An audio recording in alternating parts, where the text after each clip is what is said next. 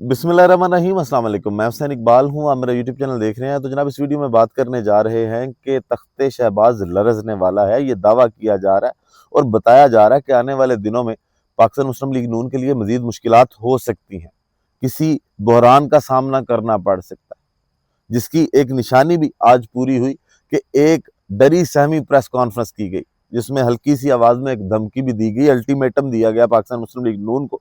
और दिया किसकी जानिब से गया? इनके अपने जो सियासी कैदी हैं, मतलब पाकिस्तान पीपल्स पार्टी की जानिब से। हालांकि खबरें ये भी हैं कि उनको समझाया जा रहा है कि आप ऐसा ना करें, इस निज़ाम को चलने दें।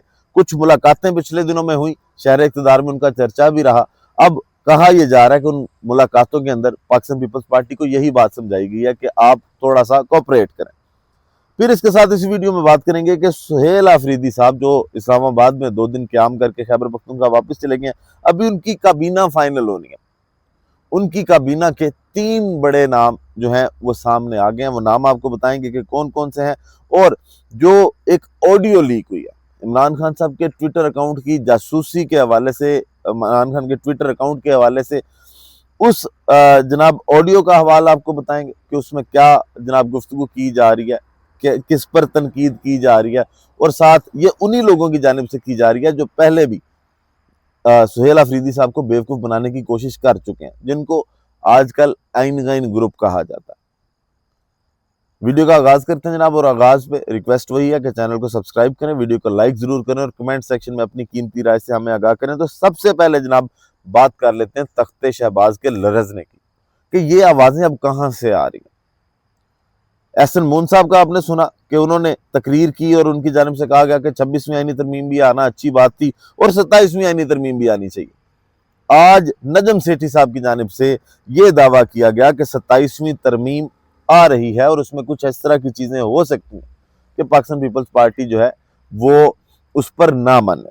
तो नजम सेठी साहब ने जनाब आज क्या गुफ्तगू की है? वो कहते हैं कि ये जो 27वीं तरमीम है ये आ रही है, इसमें पता नहीं क्या क्या है, हो सकता है इसमें कोई ऐसी चीज हो जिससे पीपल्स पार्टी इनकार कर दे। इसलिए मैं समझता हूं कि हम किसी और बहरान का सामना करने वाले हैं। अगर एनएफसी अवार्ड में तरमीम हो जाती है तो सिंध को तो कम पैसे मिलेंगे। तो पैसे की बात है, वहां पावर और पैसा इकट्ठा जाता है। इसी तरह पानी वाले मसले को भी पीपल्स पार्टी नहीं मानेगी, आगे मुश्किलात आनी है। आर्मी चीफ की जरदारी से हालिया मुलाकात का ताल्लुक इस किस्म की चीजों के साथ था। 2 दिन पहले ही आर्मी चीफ साहब की जो है वो आसिफ अली जरदारी साहब से मुलाकात हुई और अब नजम सेठी साहब कहते हैं कि उसका ताल्लुक किससे है। नजम सेठी साहब ने क्या गुफ्तगू की जनाब, जरा वो सुनिएगा। आपको सपोर्ट करना छोड़ देंगे अगर आप इसको परस्यू करेंगे तो अब ये जो 27th कॉन्स्टिट्यूशनल अमेंडमेंट आ रहा है जी, उसके अंदर पता नहीं क्या क्या है और हो सकता है उसके अंदर भी ऐसी चीज हो जो कि पीपल्स पार्टी रिफ्यूज कर दे। हां, ये तो कहा जा रहा है कि ये चीजें चेंजेस का हिस्सा होंगी, तो ये तो पता पड़ेगा ये चीज भी बड़ी हुई। इसलिए मैं समझता हूं कि we are about to face another crisis. या छोड़ेगी तो कुछ यकीन दहानियों के बाद छोड़ेगी, शेयर के बाद नहीं होती। देखिए अगर वो अमेंडमेंट हो जाती है तो नेशनल फाइनेंस कमीशन अवार्ड जो है अमेंड हो जाता है तो फिर पैसे तो सिर्फ कम मिलेंगे ना। पैसे की बात है, वहां पावर और पैसा कटा जाता है। इसी तरीके के साथ पानी वाला जो मसला है वो भी समय के किसी न किसी तरीके से हल कर लेंगे तो पीपल्स पार्टी तो नहीं एक्सेप्ट करेगी। सो आई थिंक आगे जाके ट्रबल आनी है। सियासत दाव पे कैबिनेट में बैठ के तो और भी प्रॉब्लम बन जाएगी। इस तरीके के साथ तो कह सकते हैं कि हम इसका हिस्सा नहीं है, ये करना चाह रहे हैं तो करें, हम तो इसका हिस्सा नहीं है। ठीक है ना। बट ये है कि जब अगर 27th कॉन्स्टिट्यूशनल अमेंडमेंट ये चीजें डाली गई तो पीपल्स पार्टी तो नहीं सपोर्ट करेगी। ठीक है, तो फिर ये मेजॉरिटी कहां से लाएंगे? So that is the problem, that is the problem. और मैं आपको कह दूं कि अभी जो हाल ही में आर्मी चीफ की मुलाकात हुई है जरदारी साहब के साथ ऐवान सदर में, वो उसका ताल्लुक इस किस्म की चीजों के साथ था। ठीक, वो आपने इशारा भी दिया था कि वो अफगानिस्तान के साथ तलखी का मामला है, उसको लेकर जारी तौर पर उसको लेकर हुई, लेकिन बाकी तौर पर इसके अंदर क्या चीजें डिस्कस हुई। साहब आगे अब जनाब ये दावा किया गया नजम सेठी साहब की जानिब से, वो कहते हैं अगर एनएफसी अवार्ड में तब्दीली की जाती है या पानी के मसले पे बात की जाती है तो पीपल्स पार्टी उस पर नहीं मानेगी। और फिर अगर 27वीं आईनी तरमीम के लिए इनको मेजोरिटी चाहिए, वो मेजोरिटी नहीं मिलती, तो फिर मामलात जो हैं वो ख़राब हो सकते हैं। अब उस मुलाकात में आसिफ जरदारी साहब से ये बातचीत जो है वो अभी आर्मी चीफ साहब की जानिब से की। अब ये जो बात इनकी जानिब से की जा रही है, ये इससे पहले नुसरत जावेद साहब भी कर चुके हैं। इस तरह की बातें काफ़ी साफियों की जानिब से यह दावा किया गया कि एनएफसी का मामला जो है वो उठाया जाएगा। जब नोरा कुश्ती चल रही थी ना मरीम नवाज साहबा की और सिंध हुकूमत की, उस वक्त भी नुसरत जावेद साहब ने यह दावा किया था कि ये सारी लड़ाई जो है ये एनएफसी अवार्ड के हवाले से। अब देखते हैं कि ऊंट किस करवट बैठता है, क्योंकि आज जो निशानी सामने आई वो पाकिस्तान पीपल्स पार्टी की प्रेस कॉन्फ्रेंस थी कि जिसके अंदर 3 लोग, शर्जील मेमन साहब थे, शहरी रहमान साहबा थी, और उस उनके साथ जनाब नदीम अफजल चांद साहब बैठे थे, जो पिछले दिनों में बड़ा फ्रंट फुट पर आके खेल रहे थे। लेकिन आज लगता यूं है कि ये जो मुलाकात का जिक्र नजम सेठी साहब की जानिब से किया गया, इसका थोड़ा असर दिखाई दिया। पाकिस्तान पीपल्स पार्टी इंतहाई मजबूर हालत में तनकीद कर रही थी, पंजाब हुकूमत का नाम लेना भी चाहती थी, लेकिन वो नाम लेकर रिवर्स कर लेते थे। शहरी रहमान साहब ने जनाब वो जो सेंट्रल एग्जीक्यूटिव कमेटी का इजलास हुआ पीपल्स पार्टी का, उसके बाद ये प्रेस कॉन्फ्रेंस करते हुए बताया कि जनाब 1 महीने का वक्त देते हैं जनाब हम पाकिस्तान मुस्लिम लीग नून को, कि वो अपने किए हुए वादे पूरे करें। और पंजाब हुकूमत के हवाले से भी उन्होंने थोड़ी सी तनकीद की, लेकिन साथ ये भी कहा कि हम नहीं चाहते कि हम कोई लफ्जी गोलाबारी करें, हम नहीं चाहते कि हम कोई तनकीद करें, लेकिन हम तो गरीब के लिए बात करेंगे, सैलाब ज़दगान के लिए बात करेंगे। ये सारी जनाब उनकी प्रेस कॉन्फ्रेंस में बात की गई। और फिर दोबारा से उन्होंने कहा कि हम ये सारा कुछ कोई काबीना में हिस्सा लेने के लिए नहीं कर रहे कि हमने वफाकी काबीना का हिस्सा बनना है, ऐसी कोई बात नहीं है। हम ये चाहते हैं कि गरीब को उसका जो है वो हक मिले। तो ये बातें अगर पीपल्स पार्टी की जानिब से आज कर दी गई हैं, सामने आई हैं। बड़ी डरी सहमी प्रेस कॉन्फ्रेंस थी, वो पूरी प्रेस कॉन्फ्रेंस के अंदर फ्रंट फुट पर आकर नहीं खेलते दिखाई दिए, बैक फुट पर खेलते दिखाई दिए। अब इसके पीछे भी बहुत सी खबरें जो कहा जा रहा है कि इनको समझाया जा रहा है बार बार कि जनाब आपने ऐसी हरकत नहीं करनी।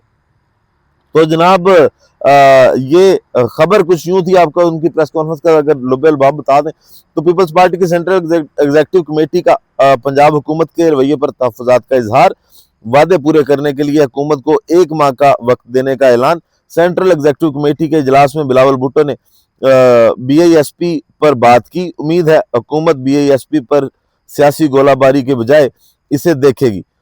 PPP रहनुमा शहरी रहमान, नदीम अफजल चंद और दीगर ने ये गुफ्तगू की और कहा कि हम अपने मुतालबात पर कायम हैं। 1 माह बाद पीपल्स पार्टी की सेंट्रल एग्जीक्यूटिव कमेटी का इजलास फिर होगा, जिसमें हुकूमत साजी के वक्त किए गए वादों का जायजा लिया जाएगा। इस बलदियाती निज़ाम पर हमारे तहफ़्फ़ुज़ात हैं।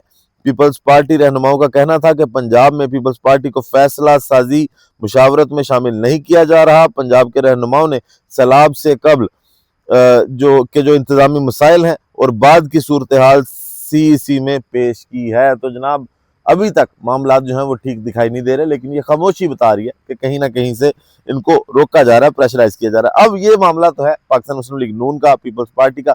अब पाकिस्तान तहरीक इंसाफ की बात करें तो सबसे अहम काम खैबर पख्तूनख्वा की अभी जो वफाकी काबीना बननी है। सुहेल अफरीदी साहब 2 दिन जो है वो इस्लामाबाद रहे, KPK हाउस के अंदर उन्होंने जनाब 2 दिन वक्त गुजारा, वहां पर इंटरव्यूज किए, उन तक सिफारिशें भी आई गई, उनको लोगों ने कहा कि जनाब इसको रख लें, इसको रख लें। अब इसमें 3 नाम जो है वो तो सामने आए हैं, जिसमें एक नाम जनाब मीना खान अफरीदी का है, जो बड़े क्लोज फ्रेंड भी हैं सुहेल अफरीदी साहब के। उनके साथ उन्होंने जनाब ज़मानत तालिब इल्मी में भी टाइम गुजारा, ISF में भी वो शायद साथ रह चुके हैं। और इसके अलावा जनाब अरशद अयूब साहब का नाम आया। ये दोनों जो जिनके नाम सामने आए, ये पहले भी गंडापुर साहब की भी जो सूबाई काबीना है उसका हिस्सा रह चुके हैं। और जनाब फैसल तरकई साहब, इनका भी नाम आया है कि ये फाइनल हो चुके हैं नई काबीना के लिए, और ये तीनों गंडापुर साहब की भी काबीना का हिस्सा है। अब मामला ये है कि अब मजीद कौन से नाम आएंगे और वो क्या बारूदी सुरंग, जिससे इमरान खान ने मना किया, उन बारूदी सुरंगों पर कदम तो नहीं रखेंगे, ताकि जो एस्टेब्लिशमेंट का इन्फ्लुएंस है वो दोबारा पाकिस्तान पीपल्स पार्टी पाकिस्तान तहरीक इंसाफ में आए, जिसकी बुनियाद पर गंडापुर साहब की कुर्बानी हुई और भी बहुत सी कुर्बानियां होती दिखाई देती हैं। अब ये मामला तो जनाब काबीना का था, उन 3 नामों का था जो सामने आपको बताया। जैसे जैसे मजीद अपडेट्स आती जाएंगी आपको उसके हवाले से बताएंगे, क्योंकि अब ये तेजी से मामला जो है फाइनल होने जा रहे हैं। अब आते हैं कि अभी भी एक ग्रोह है जिसको आइन गैन ग्रुप कहा जाता है, जो ये चाह रहा है कि पाकिस्तान तहरीक इंसाफ के अंदर एस्टेब्लिशमेंट का कहीं ना कहीं पे हाथ रहे। जैसे गंडापुर साहब को चलाया जा रहा था वैसे ये चीजें चलती रहे, क्योंकि कुछ मशवरे भी सुहेल अफरीदी साहब को दिए कि मुजामत नहीं मुफाहमत की तरफ जाएं। अगर इमरान खान एहतजाज की बात करें तो उस पर जरा सोच समझ कर जो है वो एक्ट कीजिएगा। ये नहीं कि उन्होंने कहा एहतजाज करें, तो अब ये मशवरे दिए गए, लेकिन सुहेल अफरीदी साहब की जानिब से वाज़ेह पैगाम है कि जो कुछ होगा इमरान खान की मुशावरत से होगा। अभी तक तो यही सब कुछ चल रहा है। आज जनाब सुबह एक ग्रोह, मतलब बैरिस्टर अली जफर साहब और मिशाल यूसुफजई साहबा, इनकी जानिब से सुहेल अफरीदी साहब को बेवकूफ़ बनाने की भी कोशिश की गई। उनको कहा गया कि बैरिस्टर साहब, जिनके बारे में ये बड़ा वाज़ेह पैगाम आया कि उनसे दूर रहना, उनको काबीना में शामिल नहीं करना, कोशिश ये करनी है कि जितना दूर इनसे रहा जाए उतने दूर रहें।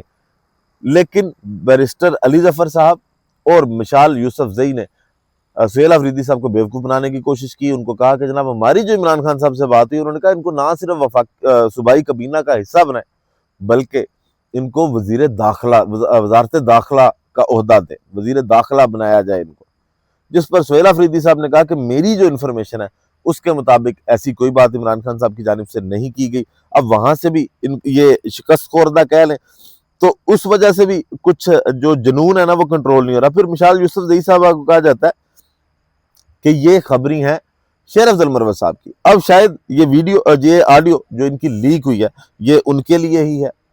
इन्होंने शायद ये पैगाम शेर अफजल मरवत साहब की भेजा जिसमें वो जनाब कह रही हैं कि इमरान खान के अकाउंट से सलमान अकरम राजा की जो तारीफ हुई है, मिसाल यूसुफजई ने उस पर तनकीद की है और कहा है कि खान साहब ने बहुत से लोगों की तारीफ की, खास ट्वीट सिर्फ एक शख्स के लिए क्यों, हमें पता है ट्वीट्स कहाँ से होते हैं। जनाब मिसाल यूसुफजई साहब जो गुफ्तगू कर रही हैं जरा वो सुनिएगा। नाम से कोई भी मसला नहीं है, मैंने तो आपको बताया कि आप हमारे लिए काबिल एहतराम है। मुझे मसला इस चीज़ से है कि जब खान साहब बाकियों का जिक्र करते हैं तो वो तो खान साहब की ट्वीट में नहीं आता, वो तो ट्वीट इतनी कंट्रोल कर ली जाती है और जब स्पेसिफिक करते हैं तो फिर जी वो ट्वीट में फ़ौरन आ जाता है। बाकी अगर खान साहब ने किया था तो ये तो कल आ जाना चाहिए था ना खान साहब की ट्वीट समेत, तो आज इसको अलग से ट्वीट आना इसकी इस मंतकी में समझ में। दूसरी बात ये है जब मैं अंदर आई तो खान साहब ने दोबारा से मुझे टॉक किया, उसकी भी है मैंने नोट्स लिए और वो नोट्स मैंने भी लिए सर, तो मुझे उस पर भी वो नहीं है। खान साहब ने चटकारी की सबका और खान साहब सबसे ज्यादा केपीएस के एमपीएस से बहुत खुश थे, बहुत ही ज्यादा खुश थे। तो मेरे ख्याल से वो भी ट्वीट में आ जाना चाहिए था, उतना ही तफसीली जितना खान साहब ने तफसीली जिक्र किया खुश थे। बाकी केपी की जो लीडरशिप, जो जुनैद अकबर साहब का, जो स्पीकर साहब का रोल था, जो एजी ऑफिस का रोल था, मतलब हर एक ने यहाँ कुर्बानी दी है। और आप एजी ऑफिस से पूछ लें सर इस पिटीशन को फिक्स करने में और इस पिटीशन को थ्रू करने में और विद इन वन डे ये सारा फैसिलिटेट करने में किसका किरदार है ऑन द बैक, तो बहुत सी चीजें आपको भी वाज़ेह हो जाएंगी। मैं इस डिबेट में नहीं जाना चाहती, मुझे सिर्फ एतराज़ इसमें है कि मैं केपी से हूँ। खान साहब ने बहुत तारीफ की है केपी के तमाम लोगों की लीडरशिप की, एमपीएस की, तो ये नहीं होना चाहिए।